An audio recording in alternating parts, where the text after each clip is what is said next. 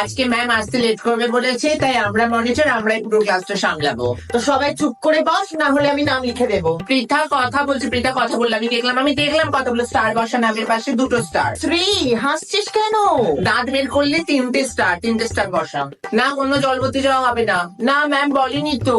বাবা, সবাই তো জল ভরতে চাইছে। আচ্ছা আচ্ছা ঠিক আছে, রিনি যাবে, রিনিকে সবাই জলের বোতল দিয়ে দে।